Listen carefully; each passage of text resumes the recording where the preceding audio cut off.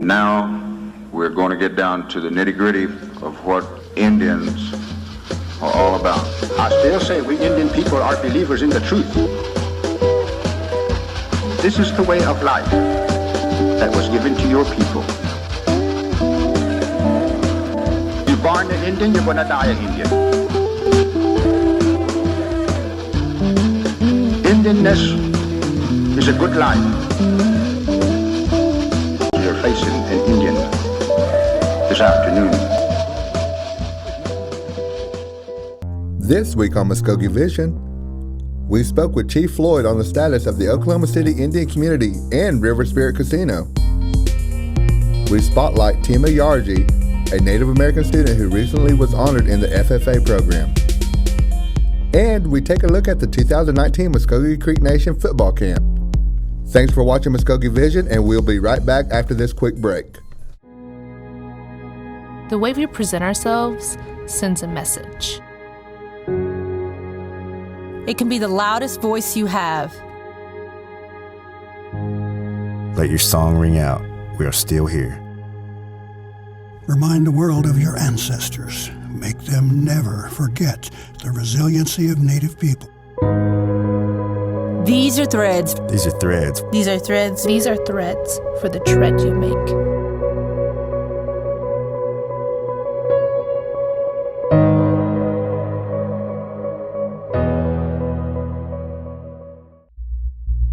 Hey guys, it's your Muscogee Vision community calendar.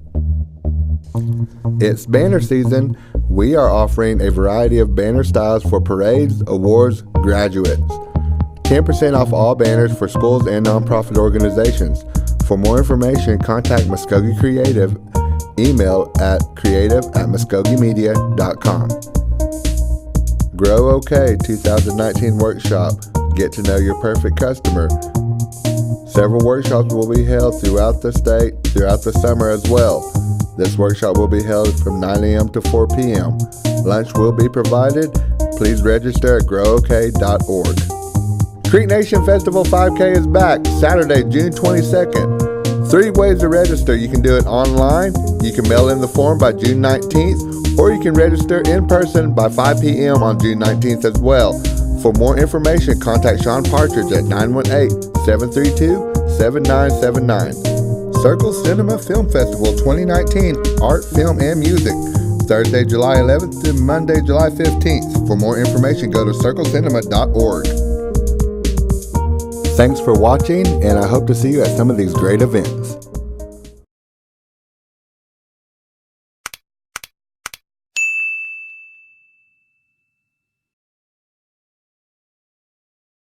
The Muscogee Creek Nation Executive Branch has had an eventful June, which has seen an executive order to revoke the Oklahoma City Indian Communities Charter, as well as an extraordinary session of the National Council to address closure of the River Spirit Casino. Muscogee Vision sat down with Chief Floyd to speak about what led up to these actions and what the future holds for both issues. The first question, I wanted to talk about the Oklahoma City Indian Community Charter. Okay. What led up to the executive order revoking their charter? The Oklahoma City Community Association situation, I guess I put it that way, has been developing over the past year or so.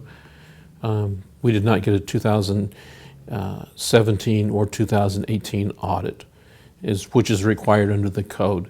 We gave them an extension in December of 90 days, and so we got partial information around the last of March, first part of April. As we did the internal audit, we discovered some discrepancies that were significant and continuing. So we felt that at this point, to safeguard the resources of the nation, still allow the community to function, but under our direction, we felt that under my authority that was given to me by the National Council, that I needed to invoke the action that I took. Fortunately, we've only had to do this a couple times. So we revoke the charter. You basically release the officers of the community, and community research and development then becomes the direct operator of the community functions. And so that's what's in place right now. The nation owns the assets. We own the building, the property. The resources that were given to them were both community research and development, community operations funds, as well as a loan from the National Council from approximately almost a year and a half ago. So that's separate than our activity, but it's all included in the resources that go into the Oklahoma City Community Association. So prepared the proclamation on that, and we took the action. And so community research and development staff today are making sure that events that were scheduled there are still being held, and meetings that the community members want to have are held. And so I think we'll continue on that until such time as we can organize the community again with the community leaders, get either a new constitution or hold an election for new leadership, monitor their performance, and then turn that back to them. Okay. So what's been done in regards to the community since that executive order? You kind of touched on what the plan is for the future there, but as far as the seizing of the assets and all of that stuff, is that stuff already taken place? And I'm assuming, I know you probably can't make a comment on it, but would citizens expect criminal charges from any of this stuff, or see anything go through the tribal court? Well, the first thing that was done was that we went in and did an inventory with the community leaders at the time before they were released, to make sure that we had an actual accounting of what was there in terms of any money that was on hand.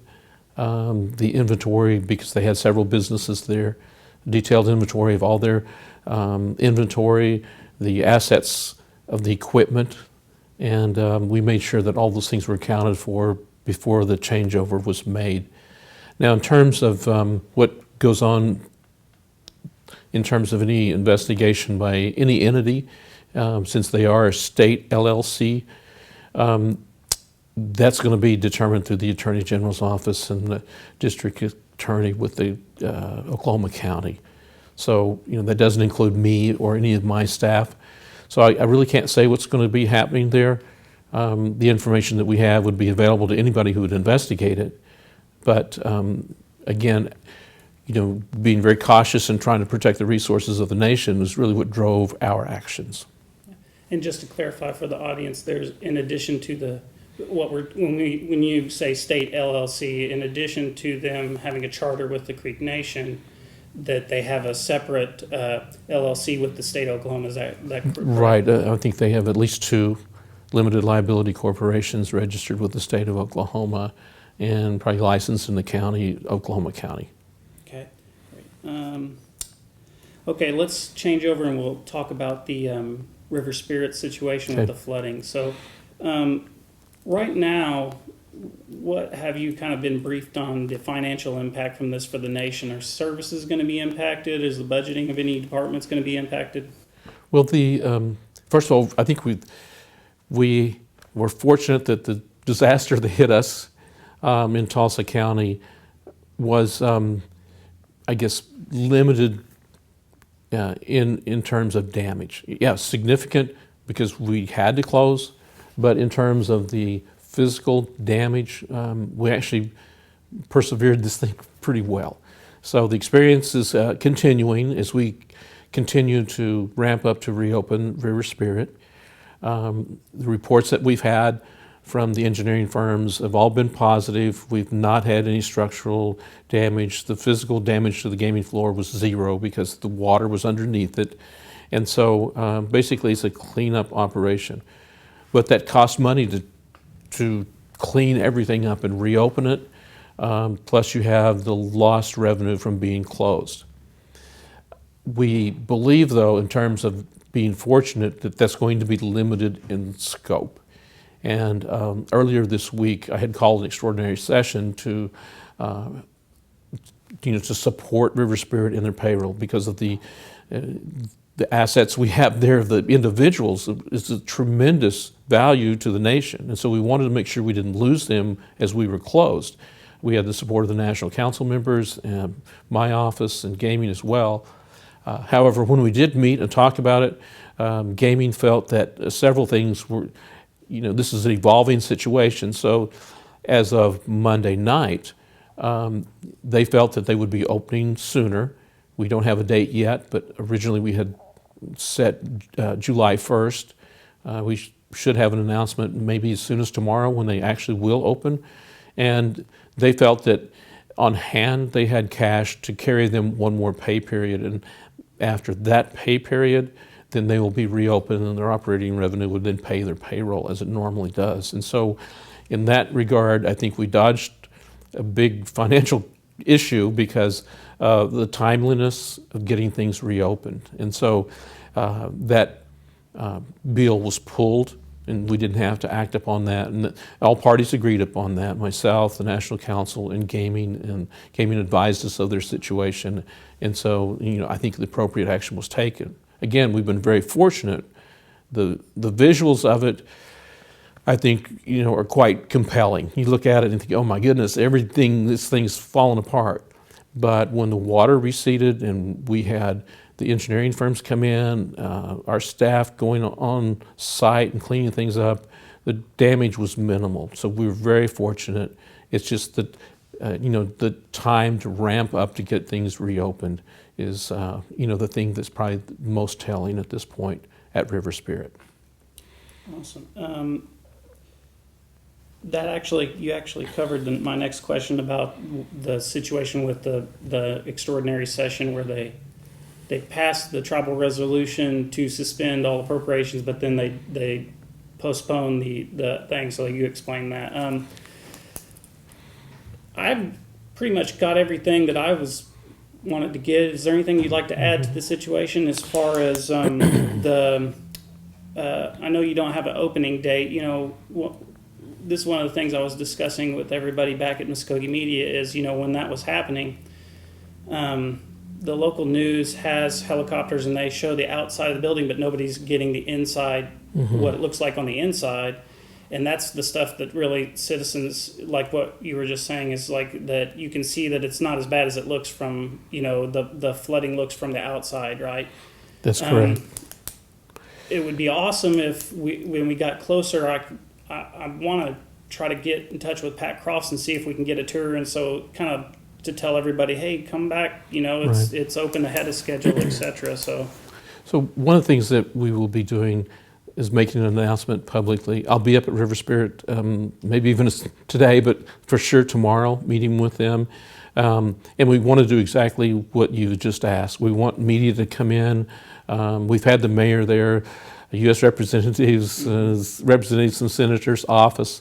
And so they're all aware of that. And I think one thing that was made very clear to everybody who came in was the significance of River Spirit in the Tulsa economy. When they started looking at all the people that were not working and the income, not just to the employees that was in jeopardy, but all the businesses that we, give money to and buy products from, that's significant in Tulsa economy. So there's a lot of interest from elected officials of how soon will this reopen, because there's a pinch in this economy and your business there is a big impact. And so we got a lot of respect from them in terms of we need to help you to get this reopened, and they've been very supportive. We want to invite them back in. We've had them in several times. I think the governor's been there at least twice. Mayor's been there, city council, county commissioners. I mean, everybody has looked at it, and we reassured them by walking on the floor that there was no water in the building. And I think the staff of River Spirit did an amazing job.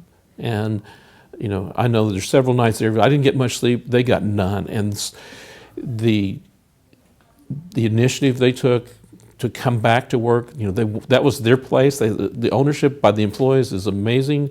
They wanted to come back to work. They were willing to do anything, even outside the scope of their regular jobs, just to contribute to getting us safe and maintaining the building and then to reopen. So, the response from our own staff has just been outstanding. We couldn't ask for anything more. They meet every morning and then lay out their work. And so I think the teamwork they have there is just amazing. And so a lot of credit goes to them. I think we'd be in a much worse situation if they didn't have the camaraderie and teamwork and the commitment that they do. So, my hats go off to them. It's a great experience when you know that people are focused on getting the business reopened to serve people.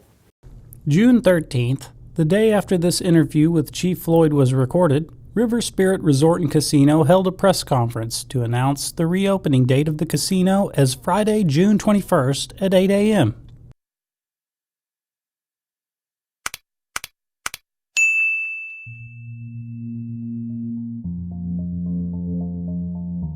My name is Tima Yarji.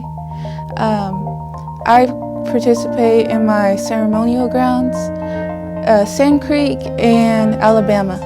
Receiving a career passport from the Strother FFA chapter are Sarah Enmol, Andrew Scott, Tima Yargi, and Zane Zavala. Congratulations to the FFA members of the Strother FFA chapter. I went to Strother High School and I just graduated. I first got started when my cousin Santilla went to ask me to join them. There was these two other girls named Cheyenne and Jaylee.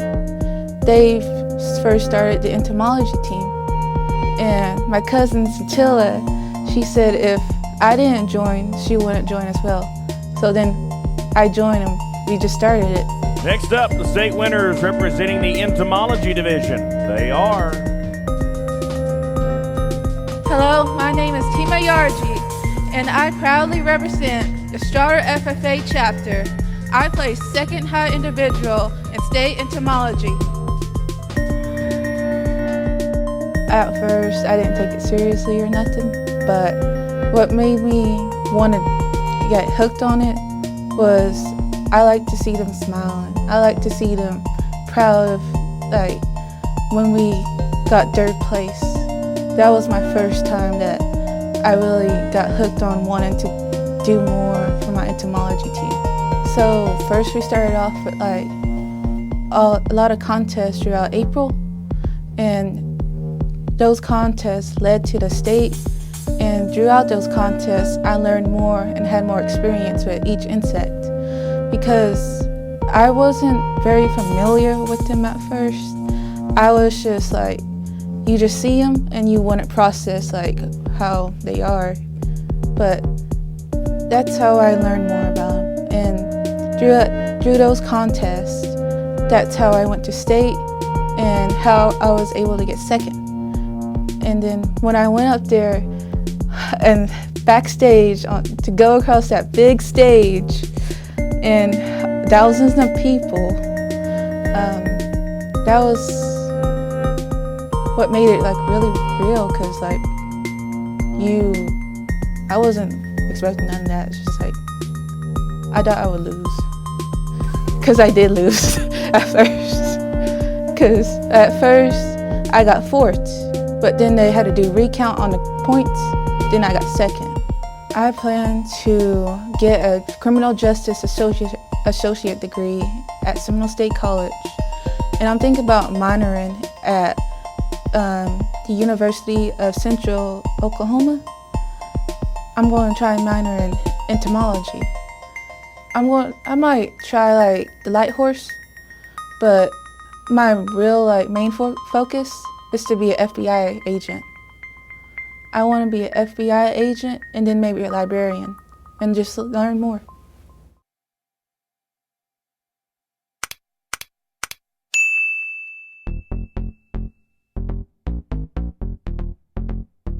I've been doing camps for almost 35 years. I've coached in high school, but I was doing it in Texas.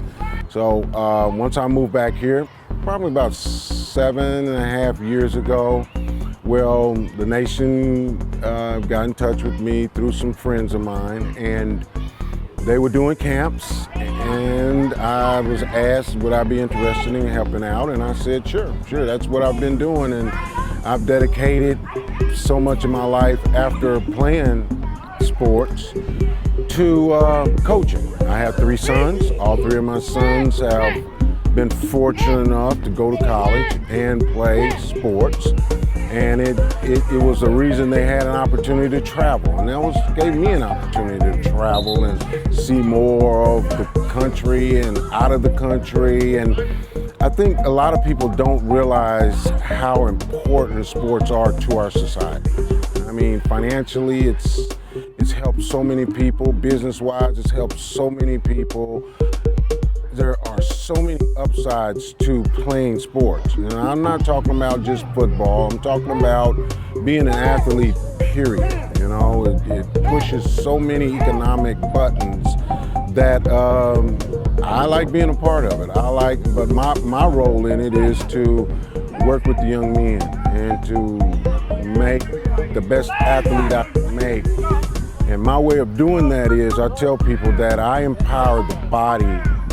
I empower the mind through the body is what I do. I use their bodies and teach them how to control their bodies and get the most out of their bodies so that training and that concentration will help their mind. So that's what I try to do. Well, actually what we do at the camp is we start off with, we like to have a speaker, someone that speaks and encourages them.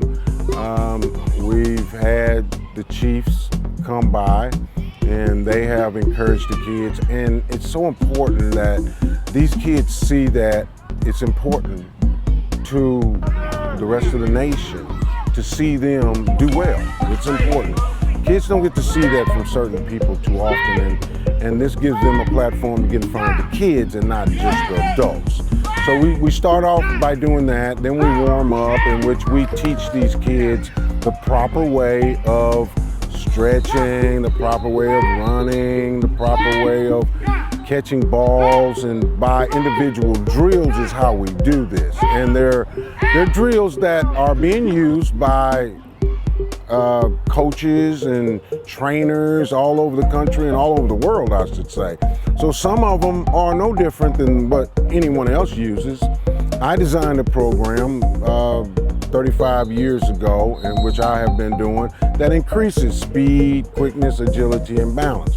Is it gonna make you a superstar? Is it gonna win championships for you? I wouldn't sit here and be gullible to say that, but what it will do, it'll make you a better athlete. And then the part that makes you a champion is your mind. That's up to you to develop, and that's up to you to learn and open your mind up and put yourself in a position to listen to people that can help you win championships.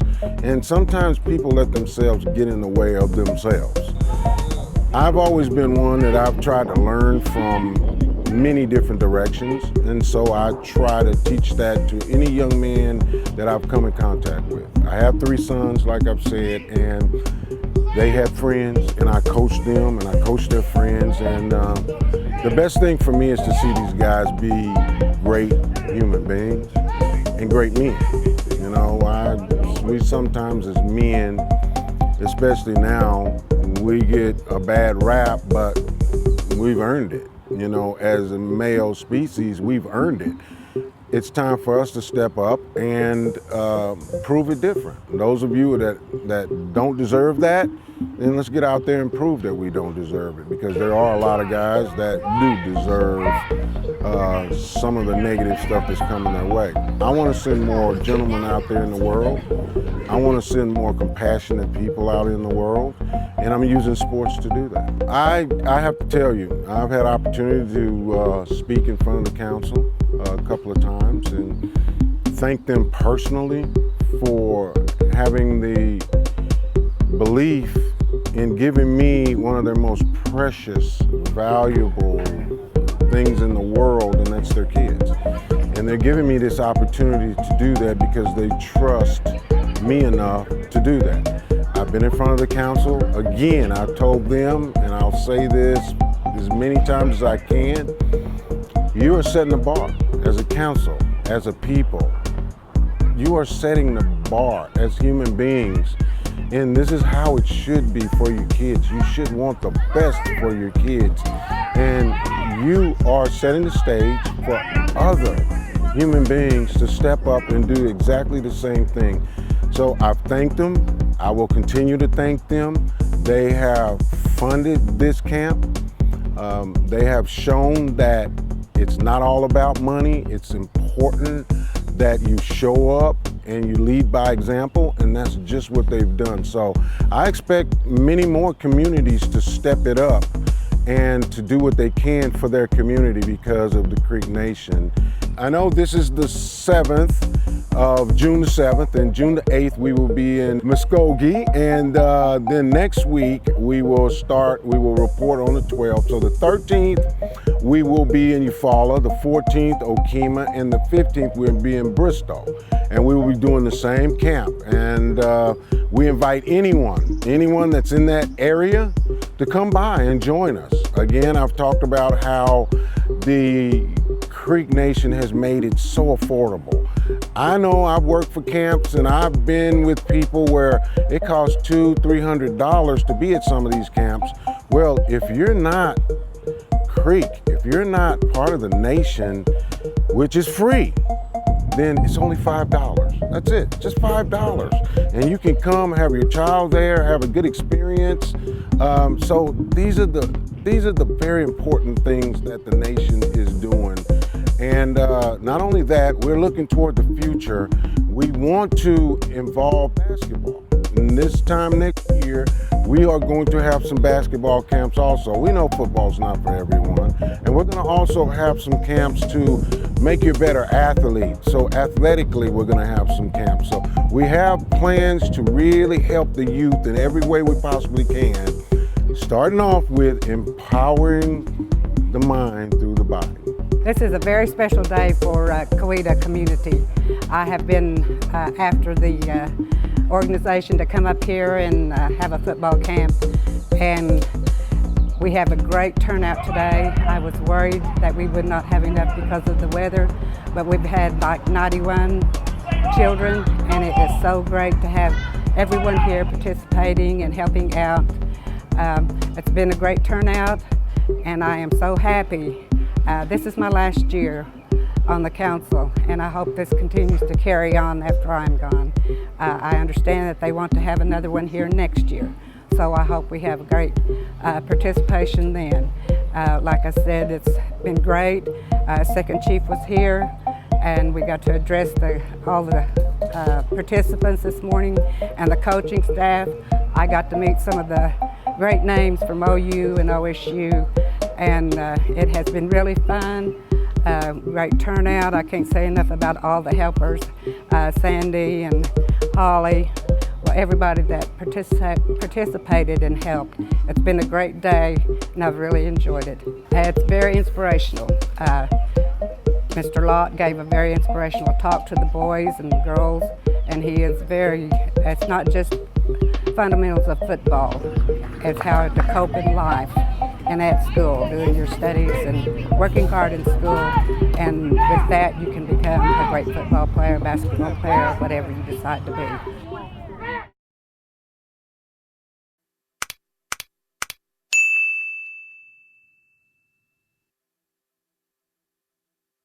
Before we wrap up today, just want to send a reminder that next week's the Creek Festival. Come on everybody and check it out. And once again, remember that Mado means thank you, and Hadum Jihijatsis means see you later.